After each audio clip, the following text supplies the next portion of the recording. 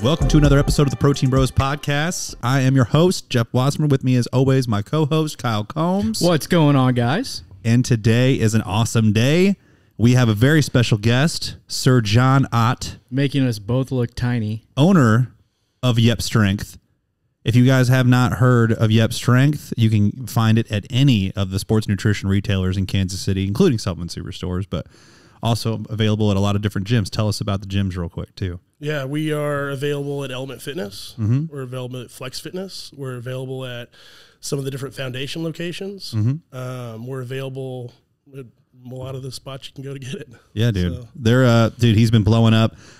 John, we have seen probably at every single event over the last, 6 months to a year, just promoting the hell out of it. He has no lack of hustle. This man grinds like no tomorrow. And on top of that, has been a successful MMA fighter and a successful bodybuilder. So we're going to get into it today. So thank you, guys. Thank you so much for having me on, and I appreciate the compliments. And yeah, we're going to keep hustling. We actually traveled. So it's like every week I've had an event, every weekend. I don't doubt it, man. Dude, it's in your DNA, I swear. We talked to him for the first time at a Starbucks, and we didn't even talk. I felt like we were just like, hey, man, just keep telling us your story. Yeah. It's wild. Thank you, guys. I think you went, so I guess, last year, how many bodybuilding shows did you do in a row? Well, I technically did. Well, I had a guest posing in Idaho, and then I just did the Northwest Championships in Olympia, Washington. That was right before NPC Nationals, and I did NPC Nationals. Then I wasn't going to do anything until NPC Nationals, but then I went out to a NPC clinic in Nebraska, and Jack, good old Jack. Tatone? Yeah. He goes, Shout out Jack Tatone. Yeah, he goes, so how come you don't do anything in the Midwest? And I'm like, well, I'd love to do something. He's like, you're in shape. And so that's what kind of started the whole 4 that I did. So I did the Texas Legends, which I already kind of had on the books. Brian Dobson and all those guys out there are great. Mm-hmm. Then I did the Midwest Championships. That's in St. Louis. St. Louis. That was an awesome show. Really tough competitors there. Always is, man. Every year it seems like. The show's awesome. Yeah, man. Jack does a great job with that one. I was blown away by all the shows are good. Mm-hmm. Then I did the Spokane show, the Empire Championships in Spokane. Then I did the Emerald Cup. And then I just got done with the USAs. That's crazy. Yeah. Every time I was logging on to my social media, you were, you had another trophy in your hand. So tell everybody how you did in all those shows. So I won the overall at the Texas Legends. I won the overall at the Midwest Championships. I won the overall at the Empire Championships. The Emerald Cup, I was a little off. I was trying to do something a little different that I shouldn't have done, and it just didn't work out. So I came in I just kind of flat, I guess, would be the best way to put it, a little too hydrated. Sure. Then USA's, I decided to go down to 225. I mean, I'm a realistic person. Stu, he's one of the guys out of O'Malley's, and O'Malley's has a great bodybuilding culture. They have some tough dudes out there, and that guy wasn't getting beat, just period. So I decided to go down to 225. I thought I was going to nail it, and I just was not carved up enough. I was incredibly flat, which is weird because it was like the day before, the day after. Even at the show, people had a lot of great compliments to say, and even the judges. But when I got on that stage, it just was not. And I had some comparison pictures. It was just off, and it's a bad one to be off at, but you live and you learn. Right. I learned a valuable lesson. I'm never cutting down 225 again. I almost died making it. Yeah. It was painful. So 225, for all of our listeners, that is considered heavyweight in bodybuilding, correct? That's considered heavyweight. It's the last time I was at 225 was at the Portland Classic in 2019, and I barely made it then. That's crazy, man. So you were typically a super heavy is what you're saying. Typically a super heavy. I got down to 233, and I was looking at the scale, and then I kept having people, and I'm a realistic person. Me and Stu and a couple other guys were really, really tough in that class, and I wanted to win my pro card. You know what I mean? I wasn't just going there to do a show. I was going there to win my pro card. Right. And, I'm just like, I just knew I wasn't going to beat Stu.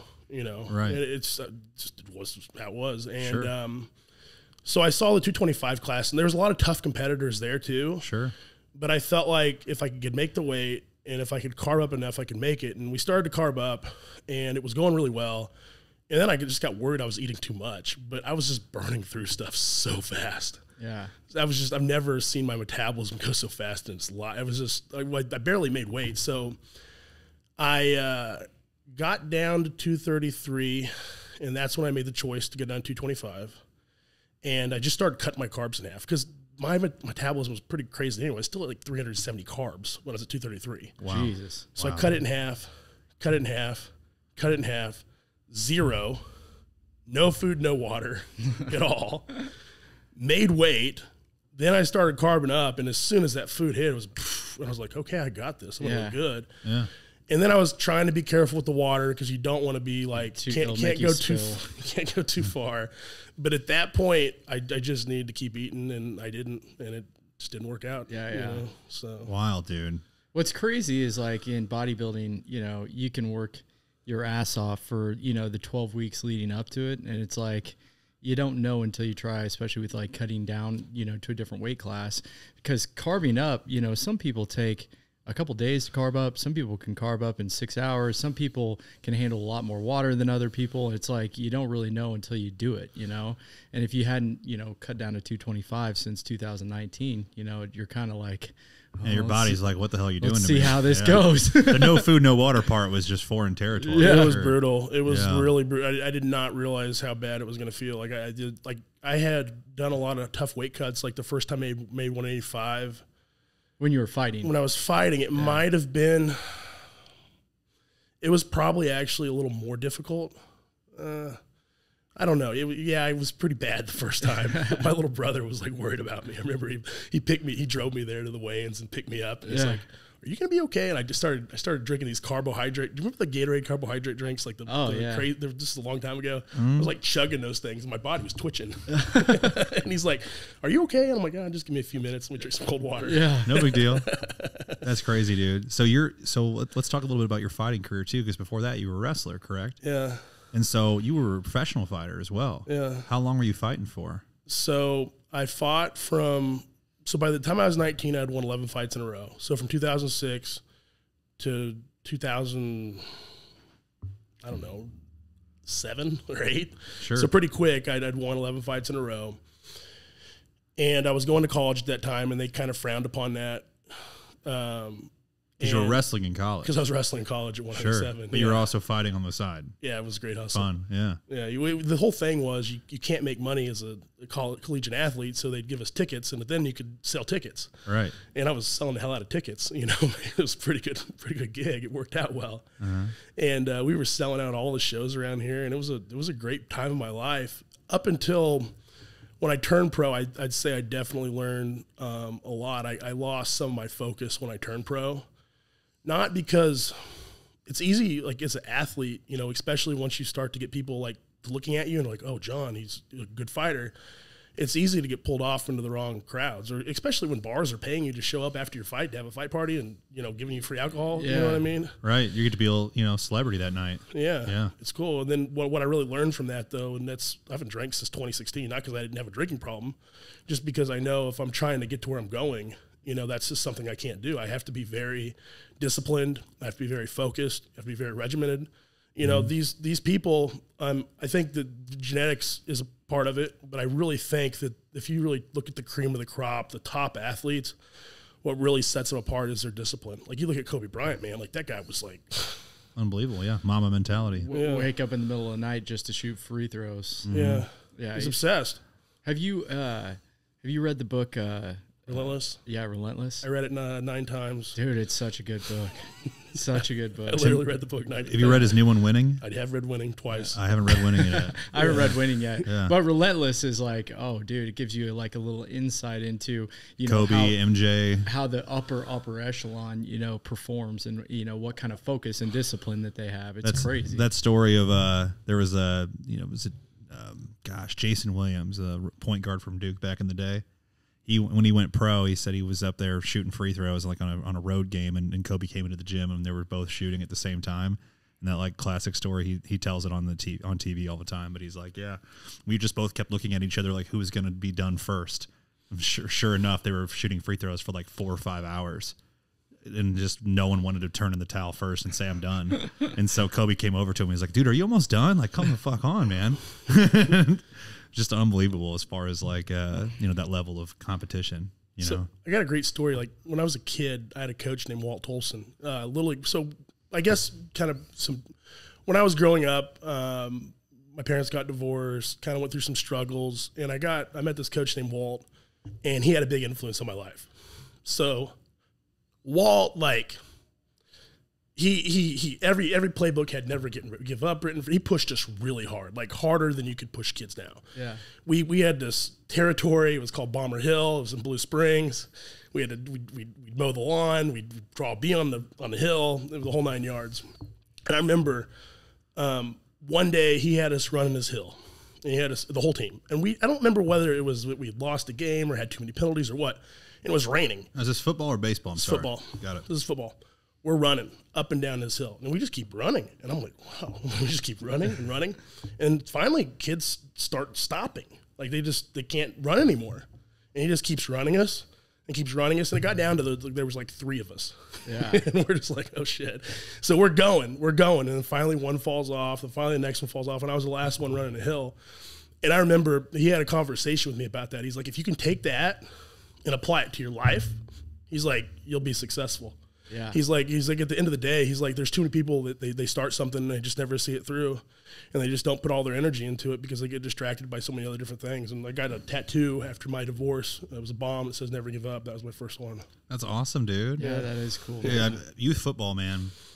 We all were in it, and I will say right now, like I wish I could find my middle school coaches today and just thank them, man, because my gosh, that was probably the best mentor advice I'd ever gotten, in such a crucial time in my life. It's the time where you're developing, you're figuring yourself out. I mean, that's like that kind of sets the track. I mean, that's one of the things I really think about now, and I think it's so important for coaches, especially right now. And I think it's kind of hard, because I think mental toughness really gets people a long ways. And I just hope that, we're giving the kids around here enough mental toughness. And that's like, when I think about Instagram and stuff like that, like, that's one thing I try to depict. Yeah. Like, I want people to understand, like, hey, like, if you push yourself as hard as you can and you really throw everything into something, like, you can do it. You can literally turn. Like, I literally get my life, I took it to 2 U-turns. Like, I went from fighting to trying to have this corporate career and get married, and realized it wasn't really what I wanted. And then I took a big U-turn and finally did what I wanted to do.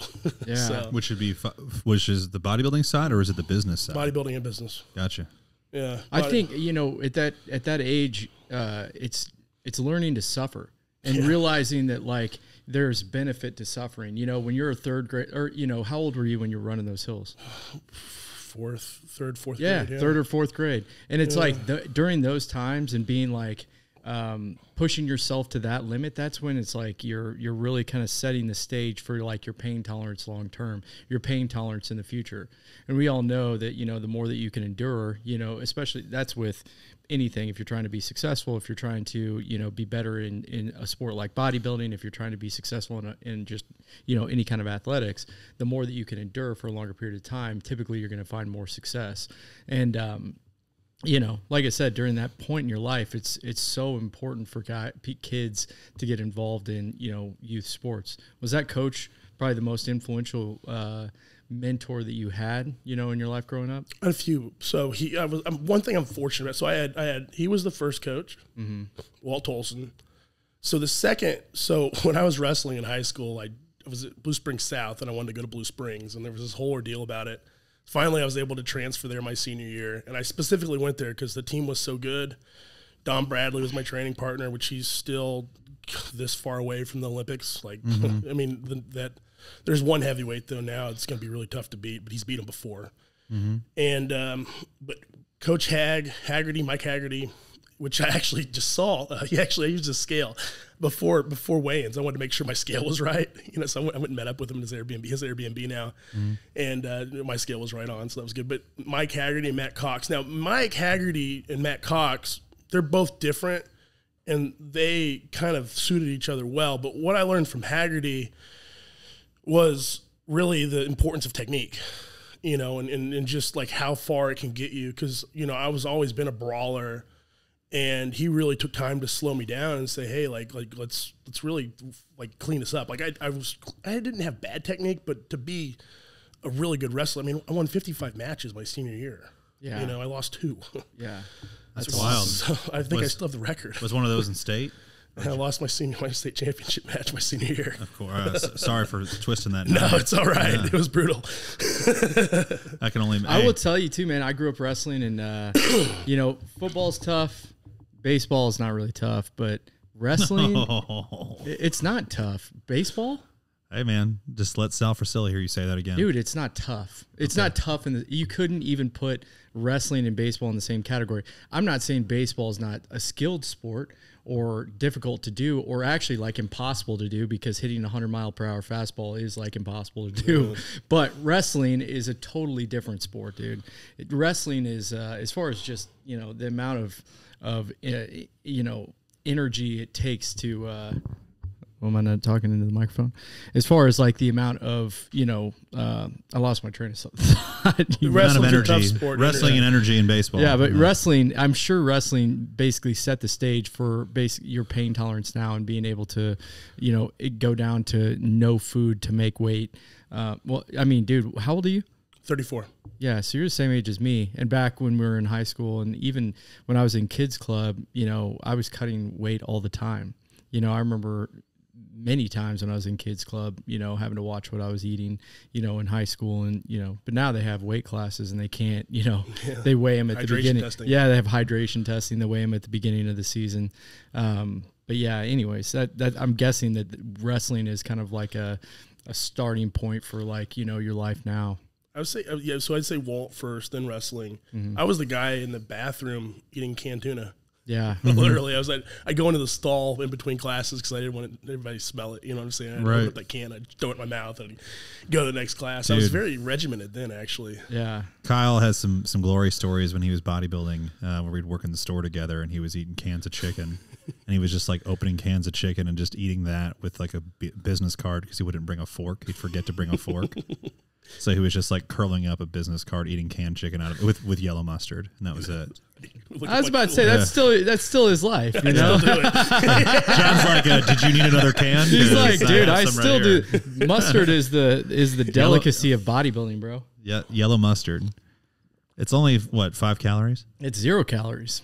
I mean, I'm sure Depends on the mustard. Yeah, I'm sure there is calories to it. French is yellow level, though, 0. Yeah, amazing. If you do just the yellow, it's 0 calories. Let's transform into Yep Strength, dude, because that's a really fun story. Thank you. So you're doing bodybuilding, and at this time, what are you doing for work?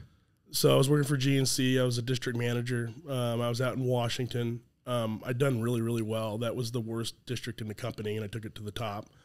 I don't understand how you got to Washington. Tell us that story. That's a great story. So, me and Shane, who was like my right-hand man with Yep. Yeah. He was my district manager at the time, and we were just crushing it out here. And I'd done a lot of extra stuff. Like they'd have me, like they at that time they had a very good developmental program, where they would take you and have you do different things. So, like, for example, Fort Riley. The manager there had like a broken hip, and then the assistant manager was out, and they basically didn't have anybody run the store. So I went out there and staffed the store, you know, and hired a great staff and got it going. Or there was a DM that was new in Oregon, and they needed some help with sales training, you know what I mean? So I went out there and spent a couple weeks with them. Or there was a lot of different things, and the opportunity in Washington just opened up, you know, and they needed somebody out there in Washington, and they knew that I would do whatever it takes to do it. And I went out there and I did it, you know, and, you know, I met a lot of great people. And honestly, it helped me transition to this. I mean, when you talk about events, so at that time, like one of the things I think S2 does is they have a great culture. And you guys do a great job of events. I mean, if I was going to do what you guys do, I'd do it exactly how you do it. You know what I mean? Like that's the beauty in it.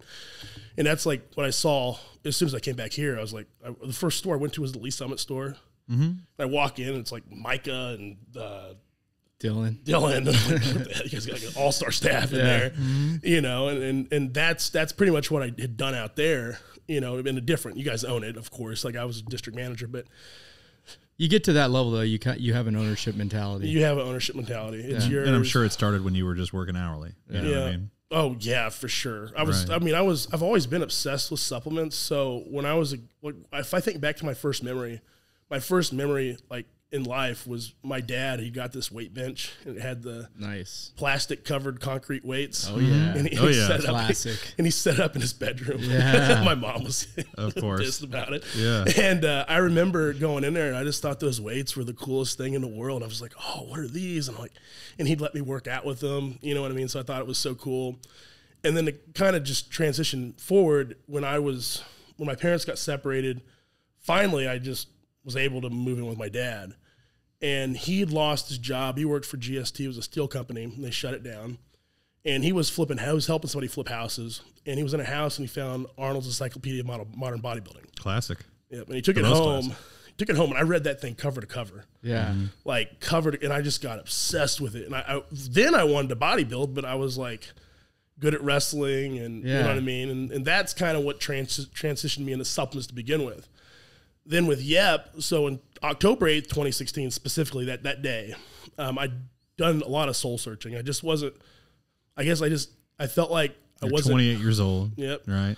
I felt like I wasn't pursuing my purpose in life. Sure. Mm-hmm. You know, I felt like it's a tough age. It's a very tough age. Yeah. I was married. The marriage wasn't going as I had hoped it would, you know? And so right before that, I walked into a school out in Washington, an MA school. I was completely out of shape. And I show up, and nobody knew who I was. And I'm in there grappling, and I'm tapping people out. And they're like, what the? And so this, of course, you know, you get your hot shot in there, and we're doing some sparring, and I knock him out with a spinning back fist, which I probably should have, but he was being a dick anyway, so whatever. You know what I mean? The old spinning back fist, totally. Dude, when you say you're out of shape, when people look at you now, they're probably like, that doesn't exist, but you posted the other day that picture of you, the before and after. Dude, you're going to have to throw that up, because that's fucking crazy. I literally was like, no way. Yeah. It was crazy, man. So what year was that? 2016. Yeah, 2016, man. So then I started getting into running, because I knew I needed to get some weight off, and I started working out again.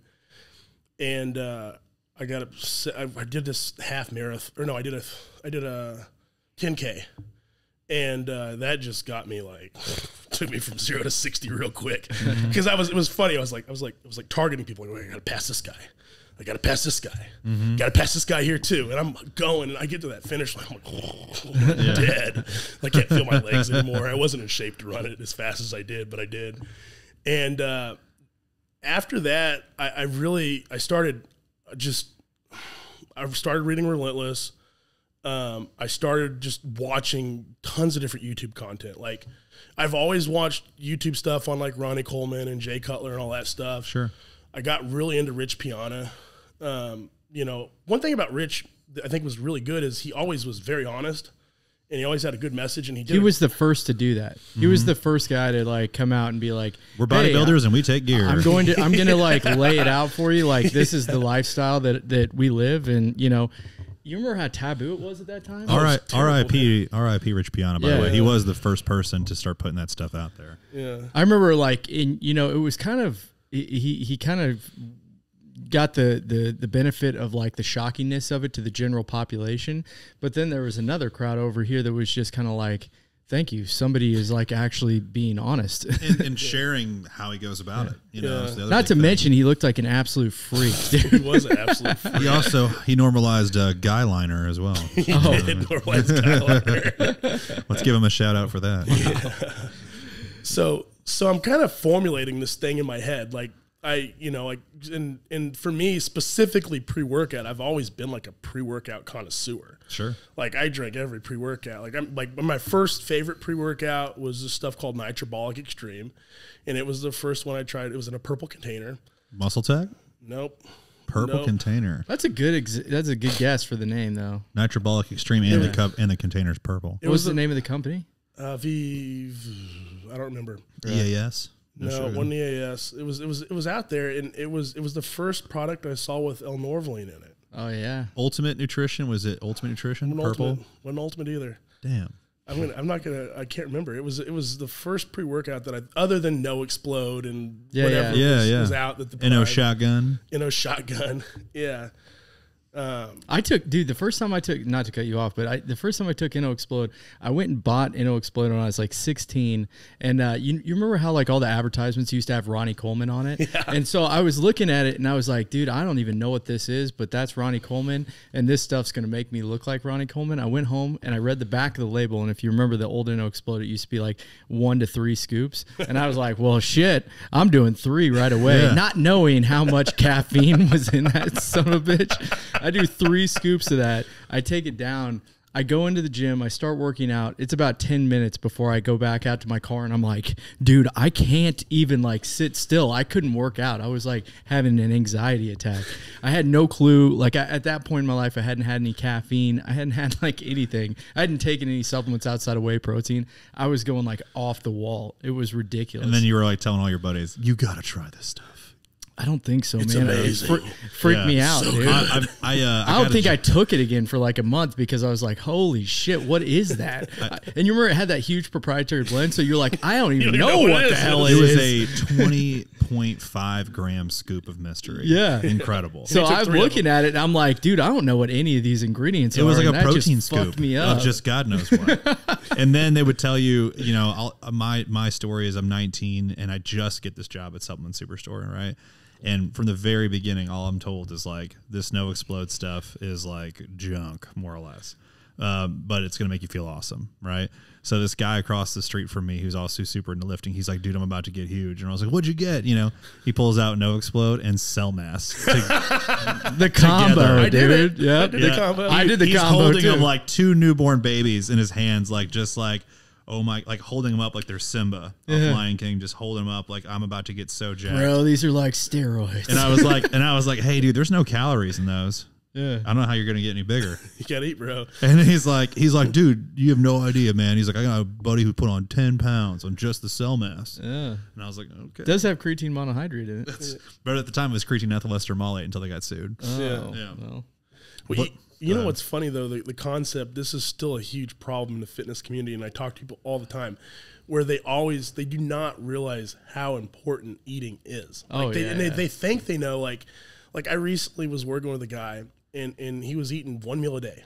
And I'm like, hey, we got to get to 2. We got to get to 2. He's like, I can't eat 2. I'm like, you just got to eat 2. I don't know how to explain it. You got to eat 2. We get him to 2. Okay, we got to eat 3 now. He's like, what do you mean you got to eat 3? I'm like, I can put you through workouts. I can do everything. But if you're not eating and training hard, you can take whatever you want. Yeah, it doesn't Nothing matter. will change. Nothing will change. You might get a little better shape if you went from nothing to 2. You know what I'm saying? Yeah. But you're not going to get the results you want, man. You told me you like wanted to like have a 6-pack. Yeah. Like, that's not going to work out. You gotta. You know, we used to get in the store all There's the a time. lot of that. Yeah. With people that come in, they'd take a pump product, and they'd be like, I didn't get a pump out of it. And you'd say, well, okay, what are you eating pre-workout? You know, they wouldn't be eating any carbs or having any like water or any salt or any or food. Yeah. And you're like, well, hey, dude, you know, it is a pump product, but you're going to have to do your part as far as the diet goes, man. You can't just be rolling into a, workout with, empty glycogen stores, dehydrated, not having any salt in your diet. Frustrating. Yeah. But, it's one of those things where you worked at a supplement store, you know what it's like. You kind of have to like get people to understand like, hey, there's no such thing as magic.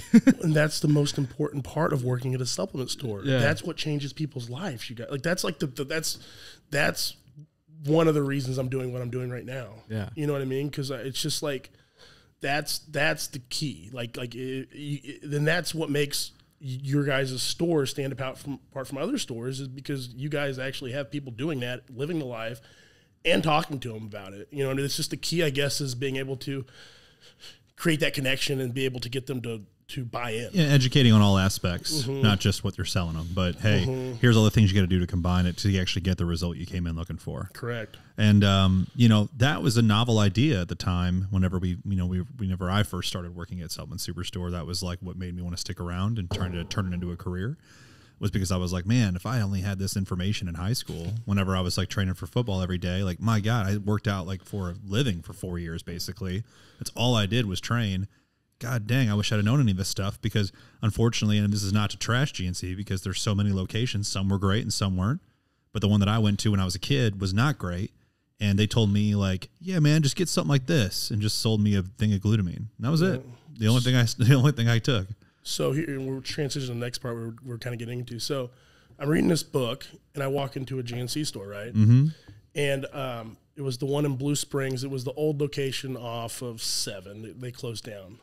This is the Arnold Encyclopedia that you just completed. Yep, Arnold's Encyclopedia. Just read it cover to cover. I walk into GNC. I'm going to buy me some protein, multivitamins, pre-workout, whatever. Hey, great things to start with. Yeah. So great little stack for starting to work out. I'd mowed a bunch of lawns to save up the money to go in there to buy it. Oh, dude, that's how I save for supplements too, mowing lawns. $20 a pop. Yep. Yeah. Steal. So I get in there, and this guy named this is what made me really buy into the job. This guy named Justin Torbert was the store manager, and he cared so much about the customer. Yeah. He literally cared so much. And I'd go in there like a few times a week just to talk to the guy, and he created such a good environment in the store. And then when I turned 18, he's like, "Hey, are you 18?" He kept asking me, he goes, "When do you turn 18? When do you turn 18?" And as soon as I turned 18, he's like, "You know how to make the job." But so, but where I was going with it, so I was reading Arnold Schwarzenegger's Encyclopedia of Modern Bodybuilding. I go to that GNC, I transitioned there. But I guess your question was what made me want to start Yep Strength, right? Yeah. So I just saw the opportunity there just was some ingredients that people weren't using. You know what I mean? Like I knew what I wanted, and I'd been like mixing up my own pre-workout for like the longest time anyway, which makes no sense. Yeah. You know what I mean? And I was just like, and then I started letting people try it, and they liked it, but the flavoring was god awful, you know? And I thought like with that, like I was really passionate about just trying to make the most perfect pre-workout you could make, you know, and make it. And then it transitioned from there to figuring out the flavoring and then figuring out how to make it fit to everybody. Cause when I first launched it, it had Yohimbe in it at the time when I launched it, and I got rid of that because that just destroys some people. Yeah. Was it hydrochloride or was it natural? It was hydrochloride. Oh, damn. Yohimbe's the shaky city right there. Yohimbe's like the #1 ingredient that makes people feel like that nauseous kind of #1 AER. Yeah, it's back sweat feeling, you know. Yeah. So I broke it down to 4 scoops, which was perfect. Most people take 1 to 2. Yeah. Then I literally didn't sleep for like 4 weeks trying to figure out the flavoring. I bought all this different stuff. I just was like, I'm just going to buy it all. I'm going to buy every type of sucralose, every kind of natural flavoring, every kind of everything.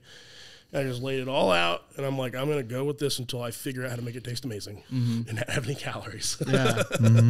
And that was like a brutal time period because it was like I was in prep for NBC Nationals. I was sleeping. Well, first of all, I don't require that much sleep. I really require like 4 hours. If I sleep 4 hours, I'm great. But once I start getting under that, I'm kind of like not as great as I should be. Yeah. But at that point, I was like grinding, and that's when my mom was working for me. That's when she came over and started helping because I lost all my taste buds. Yeah. Like every taste bud was gone. Like I couldn't taste anything. Was this during COVID or? It was during COVID, but you know what's crazy is I never got COVID. Strange. So do you have your I've been taste tested. buds back? I actually got tested again. I still haven't got COVID. Really? Yeah. Oh yeah, you just get over your taste buds back. My taste buds are back. Yeah. Okay. I can taste fine now. But it was that time period because we were literally like mixing up batch after batch and tasting it because the problem was we were selling all these. Yeah. And like the feedback was, hey, it's great, but it tastes like shit, or hey, it's way too strong, or like you know what I mean, or hey, it just doesn't taste good. Yeah. And I knew like it was kind of like a catch-22 because we're selling these little things for $4, but it was like I felt like I was going to lose customers. Right. I was losing customers. You know what I mean? So we had to get the flavoring turned around. That was a big part of it. Has that been the biggest hurdle to overcome since starting Yep Strength? The biggest hurdle. There's been some tough times like financially, you know what I mean? Like I really stretched myself on a few of these bodybuilding shows and trying to make it to some of these events, and you know, like right out of the gate, like the cost of travel like popped way up. Like, it was kind of the timing of that wasn't great. Yeah. Hotels and driving, et cetera, or flying out there. Or like the first show, it was like I flew out me, I flew out Jenny, I flew out Shane, I flew out my mom. Like we had a whole like all these people, and I'm like, wow, I'm trying to do it right, you know. Trying to do it right, yeah. But what I learned was like I could find other people in that area, you know what I mean, and then just have them meet me, and that was still really good. You know what I mean? Like we did the Spokane show. I was like literally like out of money. I was like broke. We did the Spokane show, and I originally hadn't planned to do that show, but the Ribbicks, really great people. So the Ribbicks and the Craigs, like they're the Craigs kind of used to run NPC up there. Brad Craig was the chairman or I forget what they call it, the director. And he kind of handed that over to Ivan, and now Ivan runs the Pacific Northwest. But you gave me a pretty good deal on a booth out there, and I'd won. I had originally was going to do the Texas Legends, the Midwest Championships. I wasn't going to do that show, and I was going to do the Emerald Cup. And I'm like, well, if I could do 4 in a row, like just the idea of I don't know anybody that's won 3 bodybuilding shows in 3 weeks, yet alone 4. You know what I mean? Yeah. So that was kind of like, you know, it was like building the brand, making a name for myself in bodybuilding, making my name for myself in the Midwest, like really all coincides. Yeah, it all comes together as a story. You know what I mean? Because there has to be a story behind a brand. A brand is you got to have a great product and you got to have a good tasting product, but you also have to have a story behind it. Yeah. If there's no story, then it's just like everything else. Yeah. Well, think about Rich Piana, dude. He launched a brand right off, you know, his basically notoriety from YouTube. Yeah. You know, and you, as far as like being able to sell a brand or you know, market a brand, there's, you know, you're one of the best around here doing that. You're at every event, like we were talking about at the beginning of the podcast, and you know, you have high energy through the entire event. You know what I'm saying? Which, yeah, man, your enthusiasm is infectious, and it's something that's a gift. You know, it's a real gift, and I know you work at it, but it also seems to come natural for you as well, which I think is what the best always have. Do you have a plan for scaling out of that? Because, you know, there's only one of you. Yeah, it's you know what I'm saying? Yeah, for sure. I'm going to have to that. Which, you know, Rich Piana, eventually he had, what was the Army called, or his group of 5%? 5%ers. 5%ers, yeah. So I'm working on that. And eventually I want to take some more of the ambassadors and do that. Yeah. Really, like, my next goal is to get Stupid pumped out. Yeah. Like, I got to get that product out. And when I launch it, I need to make sure that I'm, like, set on raw ingredients and don't have to just suddenly so I got 1,000 tubs already, and I got the scoops figured out, and I'm almost done with the packaging. So I think I'll have it out next month. Exciting, man. You know, so I'm really excited for that. And then you're right, like, the next part is continuing to scale out that and really, I just was talking. So what I really want to do, I mean, the Midwest is like my home. You know what I mean? This is my spot. And then the Pacific Northwest and Texas, like those are kind of like, that's like my the most contacts there. Yeah, the most contacts there. I mean, we're coast to coast now. We're in a gym in Salem, North Carolina, and we're in a few stores in California now. Very cool. Which is cool. Congrats. Thank you. But I really want, like what you guys are saying is that's kind of like my other step that we've been talking about is finding the right people to do that. And do it the right way, because you have to have the right people at those things. Like if they're not really passionate about the brand and don't have similar energy to you, then it's just not going to work out. They got to take ownership just like you do, you know, and that's the hardest part is finding to get people that take ownership in your brand and care about it as much as you do, and that coming through in the way that they speak with people. Yeah, and you know, also spending time with retailers, because I know, you know, retailers can be your number one. You know, if you get in good with a retailer and they believe in your brand, they believe in your product, they believe in you, you know, they can. Obviously, they're talking to, you know, people all day, every day who are looking for supplements. And a lot of times those retailers can do a lot more as far as pushing a brand out and getting a brand, you know, more exposure in an area than even an ambassador could. Yeah. So the right retailers, I think Jeff told me that, is like you got to have the right retail. And that's what I've been really trying to do a better job of, is making sure that I'm in the high energy stores where people really want to drive it, you know? Yeah, man, you want to be around people that want to grow like you do. Yeah. Right. And so, you know, Kyle and I have been super fortunate to be, you know, the product of a leader who really, really pushed hard. Yeah. And taught us that, you know, you can't ever, you know, take nobody serious, right? The smallest store could open up and, you know, we'll treat them like they're the, you know, the biggest dog coming into town. You know what I mean? And over the years, I mean, we've seen, God, dude, like the amount of just random supplement stores that have opened in the same, you know, market as us, where he was in St. Louis for years. I was in Springfield for years. But like there was one called Do You Even Lift Nutrition? There was one called 417 Nutrition. There was one called Midwest Fitness. And it was Talk to Bert. Remember that one? Wasn't it called Midwest Fitness? Yeah, dude. Talk to Bert. Talk to Bert. He said there was a shirt that said, think I look good? Talk to Bert. And we had to go against that guy. But bottom line is, I mean, all these this different. is 2010. It's back in the day. It was incredible. Different times, different market. Bert was like 350 pounds. Big old boy. But he wasn't in shape. Yeah. And it said, think I look good? Talk to Bert. Anyways, that was a funny story. Then but bottom line, all these different stores do when they open up. It's so difficult for a lot of, I think, business owners to realize, like, you absolutely have to live it every day, care about every single person that walks in the door genuinely. And if you have any kind of selfish intention, like, it's noticeable. People can smell that out real fast, and so you got to stick around for a long time. And so, yeah, I mean, like, you want to find those young and hungry, business owners, but you want to make sure that they want to last. Like, hey man, what's the brand going to look like in 10 years, and see if they have a vision for it. Yeah, you know what I mean? And I'm a retail guy. Like, that's like been my life. Like, the majority part of my life has been spent in supplement stores. Yeah. You know what I mean? And I think, like, the value of buying from a supplement store versus offline is what we just spoke about, the education part. Yeah. You can buy whatever you want offline, but if people aren't leading you in the right direction, and you're not an expert in the field, then good luck. Yeah.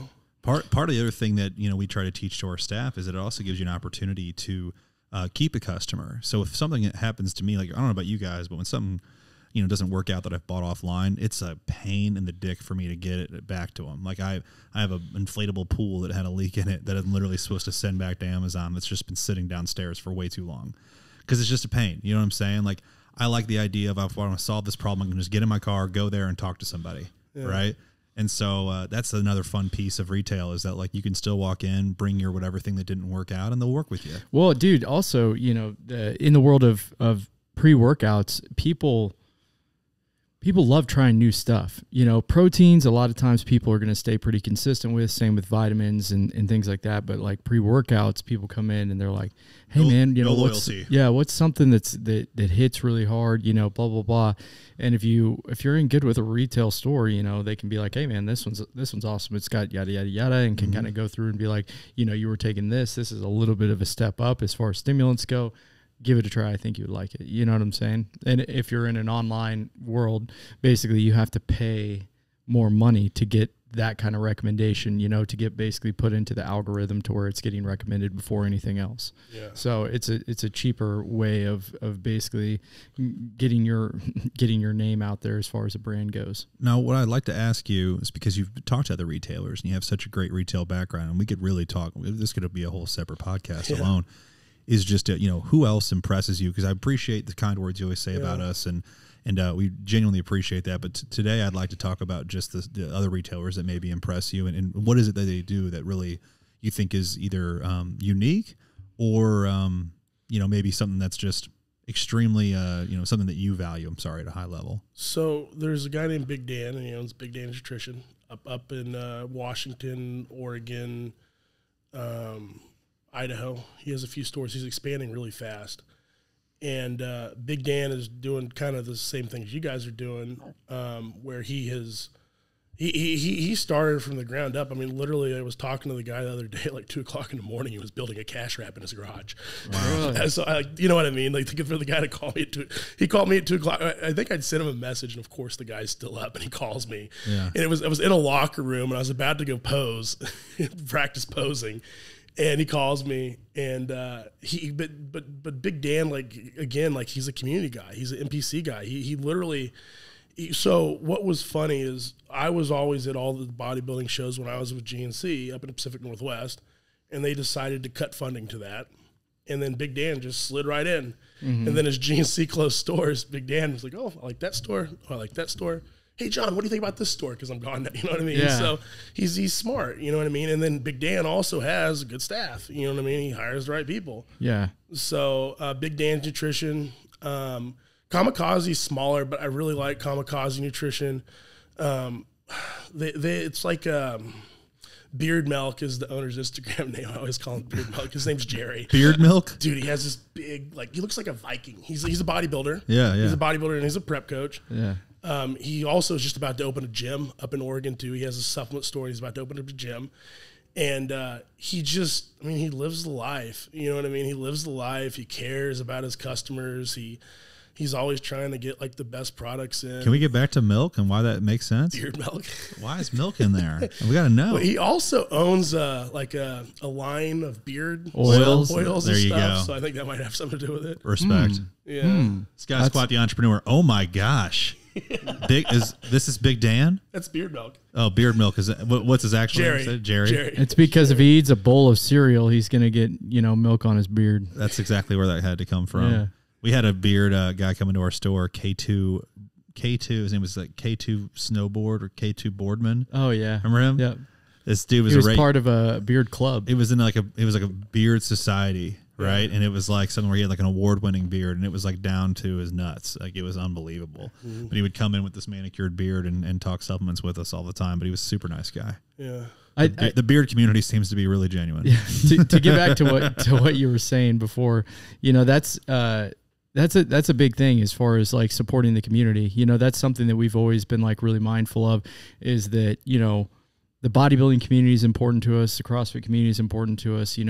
Anything that is, athletic around here, we're going to try and support. And I think that, people notice when you do that. The big Dan that's sponsoring these bodybuilding shows, people don't realize that, without his financial support, that bodybuilding show wouldn't happen, and that's something that we take. That's the sad part that you try not to get frustrated with it when you see, some young up and coming bodybuilders, and I'm sure, aren't making a ton of money, and these shows are not cheap. Obviously, it's an expensive sport, and they're buying their stuff off Amazon or whatnot. And you're like, did you know that this bodybuilding show is sponsored by a local store? You know what I'm saying? It's like, come on, man. Like, this show only is possible because of the local support here. But young people don't typically know that. Most people realize that, and they kind of put 2 and 2 together and realize, hey, these people are putting into the community. It's kind of a two-way street with that. It definitely makes it more than supplements. You know what I mean? And that's the exciting and rewarding part, is that when people, like, oh, isn't that just a supplement store? And it's like, no, man, so much more than that. So much more. And it's easy to say that. It's a lot more fun and purposeful to be able to go out in the community and do fun things and actually see your customers outside the store. Is cool. You know what I mean? I'm sure you get to do that every day when you're in the gym and you see somebody who's bought some Yep. You know what I mean? It's cool. got to be fun. So, well, I just got an email earlier. I haven't had a chance to post it yet, and they just love my pre-workout, and they were just so thankful. And it's just, I don't know, I guess for me it's more than just the product. It's just, being able to help people and be able to connect with people, and I guess that's really the brand. You know what I mean? Like, it's really truly your baby, though. You know what I'm saying? So it's like they love a piece of you. I think that's awesome. Yeah. It's just the feedback, and just, I mean, sometimes the Instagram now, it's really growing, man. Like, I've doubled. We had 400,000.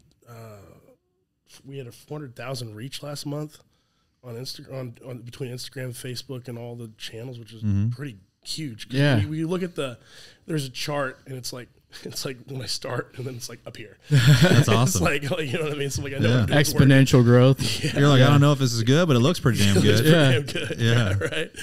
So, well, you got I think one of the things too is you see some of these people with their big followings, and you're like, man, like, hopefully the message is good. You know what I mean? Because that's like, I want to continue to grow my following. I just want to make sure that I never veer off that path, and it's always, trying to inspire people or trying to guide them in the right direction. For sure. Yeah, and dude, I think you don't have to change a thing. It's just a matter of time, right? It's just compounding interest. And I think that the thing that I want to reiterate to you that I think is so awesome is that you have quality engagement.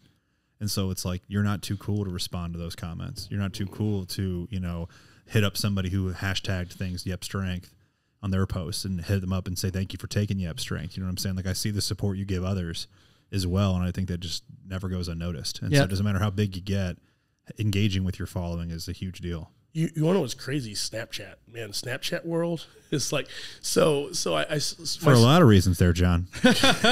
Well, no, what's going on Snapchat, At first, John? I just thought it was a what's that about? Odd platform, right? But then, so one day, my Snapchat just blows up, and I had a post. It hit like 700. I don't even know how it works, to be quite honest with you. Yeah. I'm not Been a minute really for me a as well. Snapchat guy. Yeah. But I done like a get huge flex thing, and so I had all these kids send me the pictures of them flexing, and I'm like, what in the world is this? I'm like, and so eventually, what I want to do, and I'm trying to figure it out, is I want to try to I just partnered with the Kansas City Warriors, and we've been giving them a percentage of sales off some of the events that we can do that at. This is an ice hockey team, by the way, right? Yeah, it's made up of disabled veterans. They're based out of Kansas City. Very cool. Yeah. The last event was really hot, 110 degrees. Oh, shout out, Jesus! Shout out Warriors, though. Shout out Warriors. Yeah, it was really good people. We met them at Blue Springs Fitness. At that Blue Springs Fitness. I met them at that event. Yeah, and we went at Element Fitness. We met them. They're super nice dudes. Element, yeah, they really care.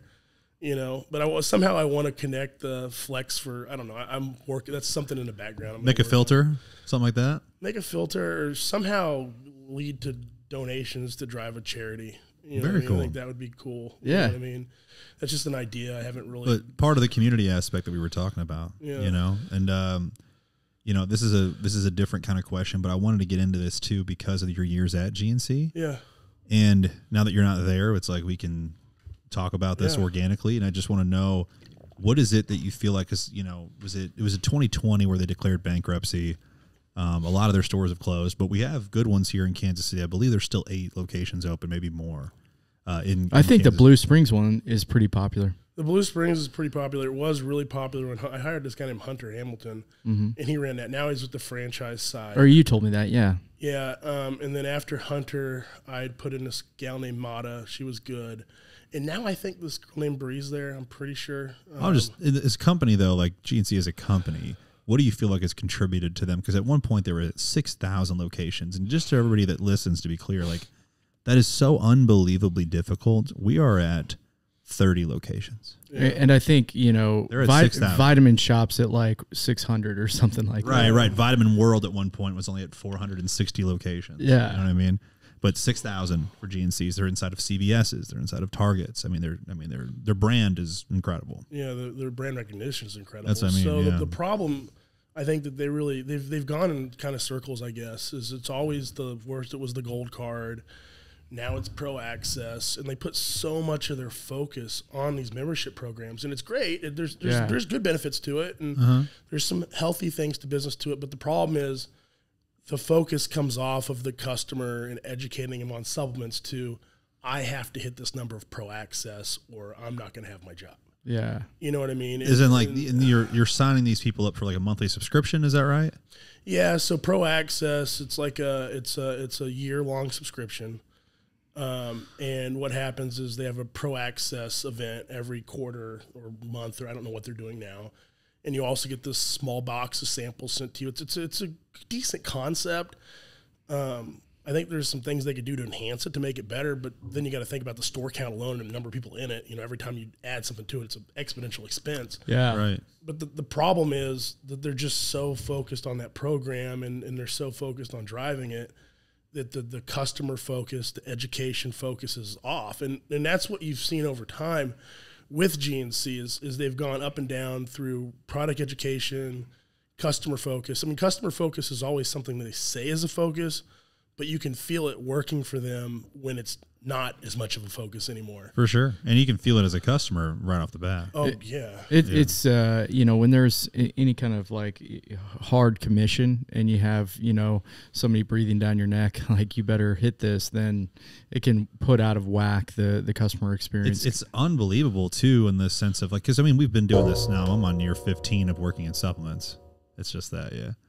Yeah, I'm on year 15. Did I do that? But we've grown up. That's all the only place I went until I heard of Supplement Superstore. So when I was there, the part I went to Supplement Giant. There you go. Shout out Wichita, Kansas. The Ragsdale family. Ragsdales. We were so you go in there and they're trying to charge sell you a gold card. But the part that was like mind blowing to me was hearing from our people that we know that have worked there is like, they would make like $8 for just selling like one amino acid. And it's like, dude, if you can give somebody $8 for a product that's costing you $50, you know what I'm saying? That is wild, one. And then two, how do you expect those, 18 to 22-year-old kids that are working the counter to not try to push those products? That's doubling their hourly wage. So here's the thing. So they tried to transition out of it, and the transition plan was a little rough. And they went to a sales plan goal, so where they make money off hitting their sales plan. Well, the problem is so you got like 3 different people. You have the people that are just there to collect a paycheck, not really contributing to anything. Yeah. You have the people there to make money. Well, actually, you have the people there to help people, right? They really want to help people. Yeah. Yeah, and then you have the people there that are just to make money. And really, you have to care about the customer. You have to one-hit goals. You have to have you have to have a strategy and a plan to where you're helping customers the right way to where you're hitting your goals. And I had some great people, man, in Washington. Like we had this Fort Lewis store that was just all-star staff. And when they transitioned out of the commission, we lost a lot of good people. We lost some people that we needed to get rid of, for sure. Sure. But we also lost some really good tenured people, and the gap was never made up. It's that long-term. So when you guys had, an all-star staff, it sounds like everybody had kind of a long-term mindset with the customer, right? Like, I want this person to come back over and over again. And so I might not make as much commission today, but I'm going to make a ton more long-term because I've built a very good rapport and relationship with this customer. But why did those people leave when they changed the commission base? Because they weren't making as much. So when so stupid. So it's so hard. Sad.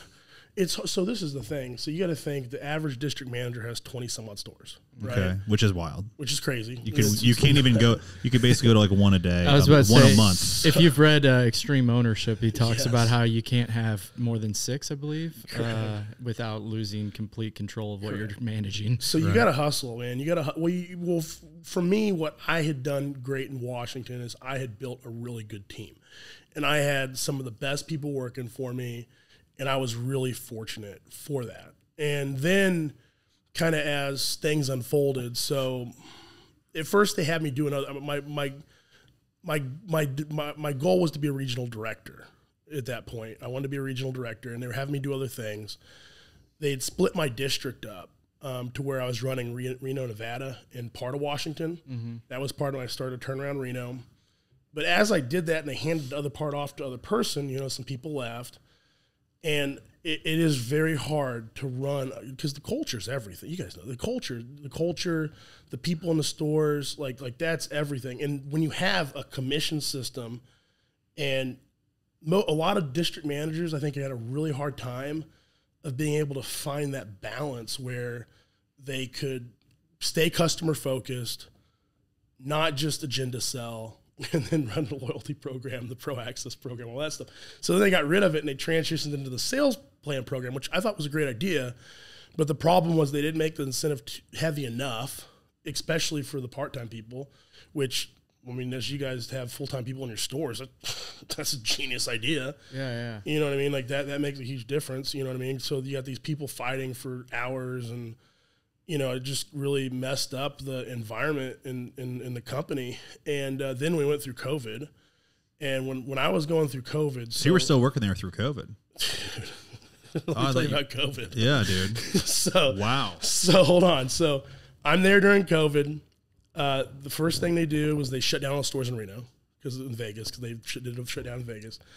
Then they laid off the other district manager in Washington, gave me all his stores.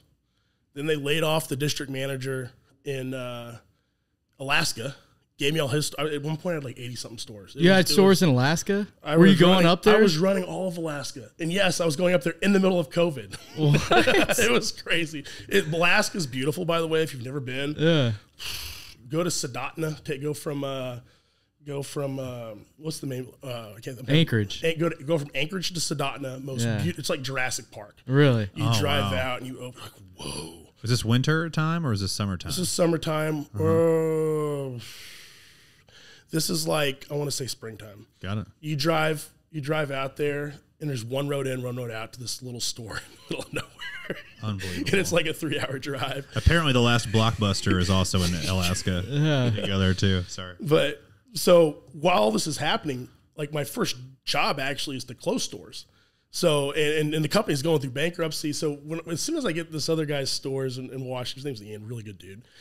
I get these keys to these stores, and we're closing down these stores. And I'm playing like, how do we furlough this person, unfurlough this person, keep these people happy? Yeah, transfer this product. Running. That was during when nightmare. COVID hit. Yeah. I was transferring all the product. Like, it wasn't like... You got to, like, rent a box truck and be like... Literally. Oh, I'm not joking. Yeah. Well, I remember I get to this store.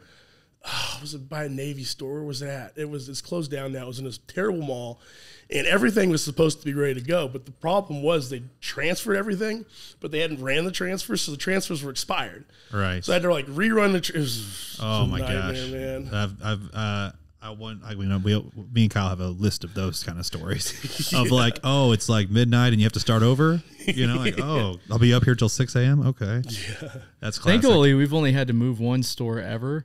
And that was eventful, yeah. We used the box truck method where we just shoved, September 25th, 3,000 different products overnight, into the back. One store to another. Yeah. Well, so I mean, I guess what did come out of it is I learned how to ship stuff because we did end up coming out with the shipping system to where we were shipping stuff to customers and to stores, which did help alleviate some of that. And that is one thing that GNC always had a really negative. I mean, I understand it. They always were very against the whole online thing until after COVID. They were very just retail specific. Mm-hmm.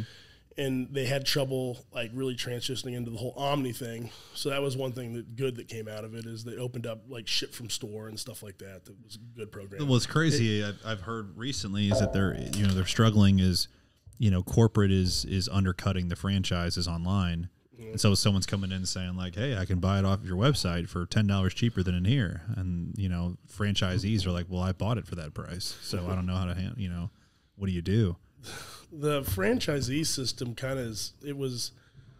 we've gone through so many CEOs. That's part of the problem. We've had so many changes in upper leadership that GNC had at that time that it was still taking ownership, calling us we. No, I'm done. GNC is publicly traded, correct? Not anymore. They're private right now. Their goal is to go public, and I think that's part of the problem that they're having is they're not taking the time to really build up the infrastructure that they need to. They're just trying to roll out public and make the paychecks. Right.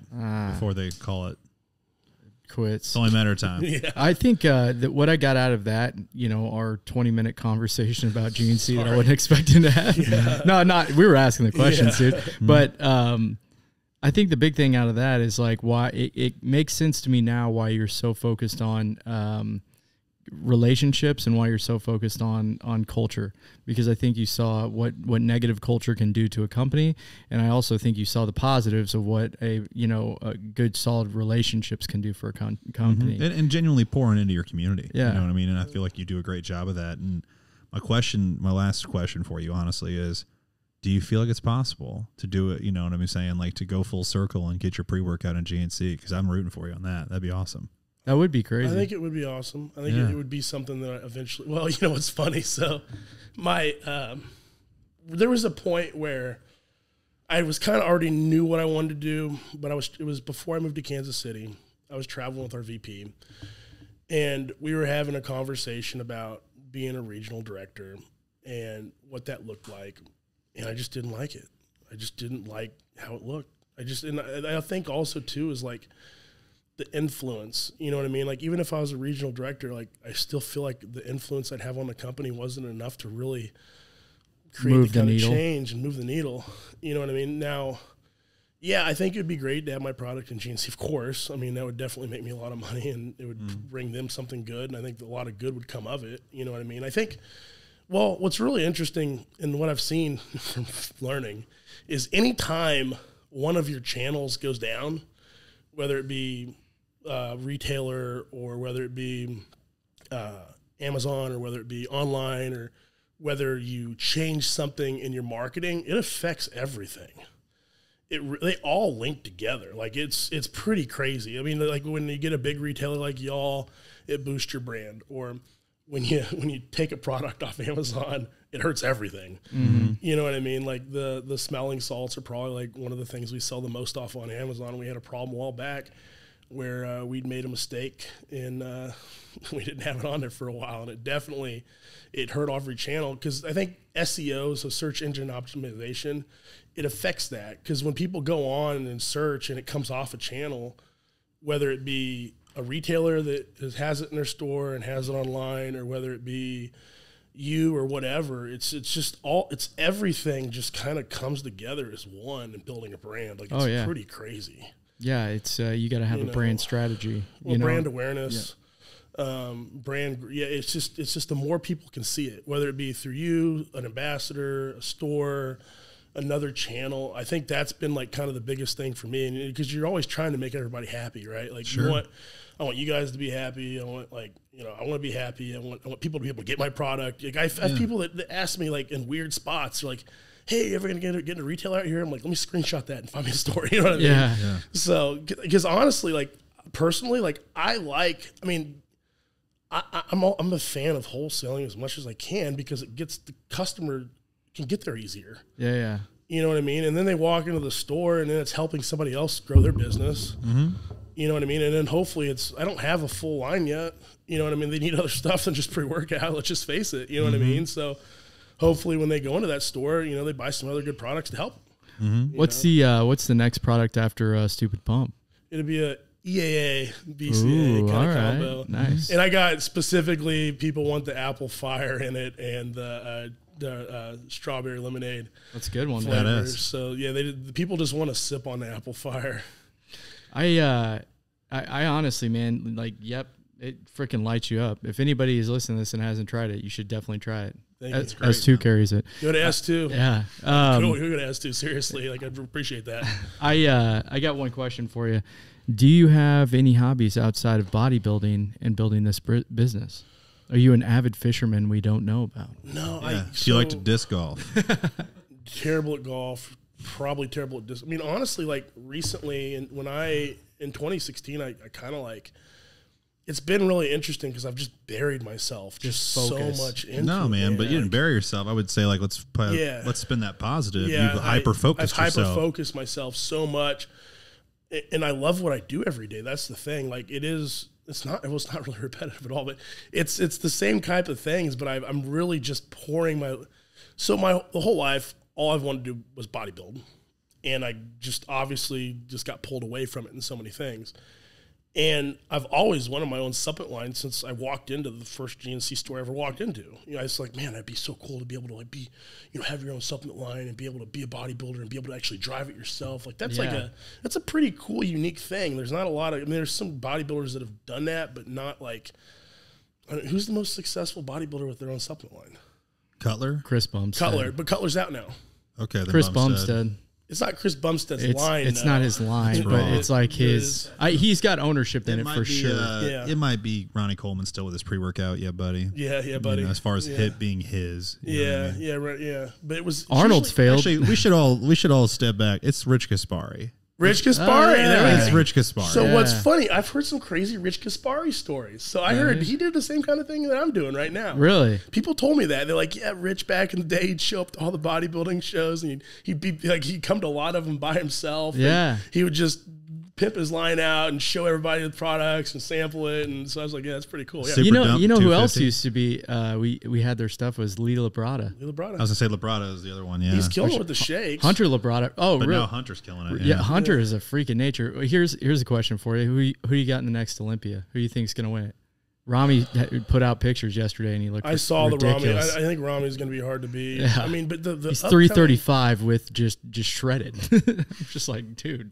Well, it's unreal. What's really cool is how close I've been able to become with some of these better pros now. Like, man, so the Texas Legends, Keon Pearson and Martin Fitz. Oh yeah. They invited me to guest pose with them on stage. That was cool. Freaking awesome. And then I connected with you know who Keon Pierce is? Me? Yeah, He just won. He just won the Tampa Pro. Yeah, he's basically the guy that rivals Chris Bumstead a lot. Sure, he's a freak. Yeah. Then he's classic physique. Yeah, I think is he still in classic physique? Because they were talking about doing. Now. Yeah, he went to been moving 212. around. I mean, he has a crazy physique, man. The guy Is he pro in both? You can be pro. Yeah, in you both. can go back and forth. Yeah, that's awesome. It's very interesting. Yeah. Then after the St. Louis show, it was like Brandon Curry and 212 champion. It's crazy that Curry's still doing it. What's his name with Evogen? Yep. He's freaky too. Oh, dude, he's gonna go open. He needs to go open because he's huge. Yeah. What's his name? It's I'm having a brain fart right now. It's Lunsford. Derek Lunsford. Yeah, it's Derek. Well, Derek. So when I walked off stage, Derek's like, "Man, are you gonna do USA's?" I'm like, I've been thinking about it. He's like, you need to do USAs. You could be Mr. USA, man. Your physique is great. And that just hearing that from somebody like that, like, or actually taking a step back. So, and this is very important. So you guys know who Ed Connors is? So there was 3 founders of Gold's Gym. Ed Connors is one of them. And after my guest posing at the Idaho Cup, he started following me on Instagram.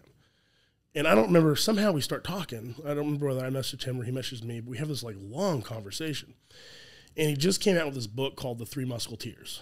Okay. And that book actually, so I got to read it before it came out. I was the first person I got to read the PDF copy. It was pretty cool. And he basically, what he did was he took, the way he made Gold's Gym work was he had properties out in Venice, and he'd take the bodybuilders, have them stay out there with him, and he would give them free memberships, he'd feed them, and then he'd connect them to the magazines, and they'd get Weider contracts.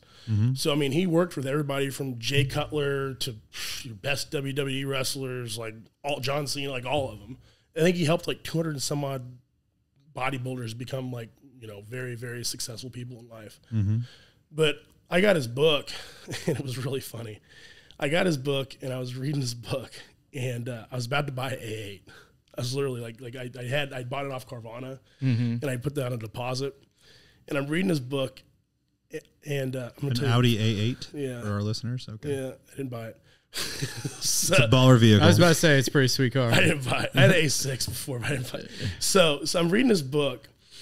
And he right before he went all in on Gold's Gym, he was going to buy a black BMW. I forget which one. He was going to buy a black BMW, and he decided. And he had a bunch of money saved up. He was really kind of the money man. He was an architect, and he decided not to buy the BMW. He's like, I'm not going to buy this BMW. I'm going to keep this other car. And so I'm reading this book, and so for me, like I had a company car. My ex-wife, I had an A4. My ex-wife blew out the engine on my A4 before we got our divorce. And so I just had a company car, right? And so my ex-girlfriend moved out here with me, really great gal. She was having some trouble, and I bought her a Ford Focus. And nothing wrong with a Ford Focus. Dude, it's actually been great. I love a Ford Focus. I'm like 30 miles a gallon. Yeah, I was about to say, right now, a Ford Focus is pretty sweet. I'd be psyched. So hold on. So I message him on Instagram, and he calls me. And he's like, John, he's like, if you want the A8, he's like, you need to save up the money for it and buy it cash, or save up it and buy your dream car cash. So like, what my goal is to eventually save enough money to buy probably a Stingray Corvette cash, and then donate the Focus to like somebody. I think that'd be like a really that would be cool. Yeah, dude. Yeah. But going back to this book, I got to read this line. You read this book, the first line is like the best line. He goes, I was one merit badge away from getting my becoming an Eagle Scout, and that merit badge was the badge for physical fitness. And then it fast forward, and he's in the top of Sears Towers selling Gold's Gym for like his share for like $36 million or something. This was a long time ago, so it was a lot of money. Just the fast forward, that's incredible, dude. But his book is definitely another good book that a lot of people don't know about. And I was really upset because I just missed him at USA's. He was at a Dragon's Lair, and it's funny because I showed up for this photo shoot right after he'd left. I'm like, no. So, but yeah, he's a good guy. There's a lot of inspirational people, and it's just crazy how people like that have had so much success are just that's one of the great things about bodybuilding, and one of the things I like about the sport, because a lot of sports like fighting, or there's even some in bodybuilding where if you're an athlete going against another athlete, then there's like almost tension. But in bodybuilding, like it's like if you're really brotherhood, if you will. Everybody wants to help each other. Yeah, there's commonality and sacrifice. You know, you guys, it's mutual respect that's built upon. I know what you did to get to this point. You know what I've done to get to this point. It's it doesn't have to be explained, the amount of work that went into that physique. You know, you see somebody else who's got years and years and years of training behind them, and you can tell it's just mutual respect. I feel like. Did you meet Flex at the Dragon's Lair? I did meet Flex. Well, God, he's like one of my favorites, dude. I was.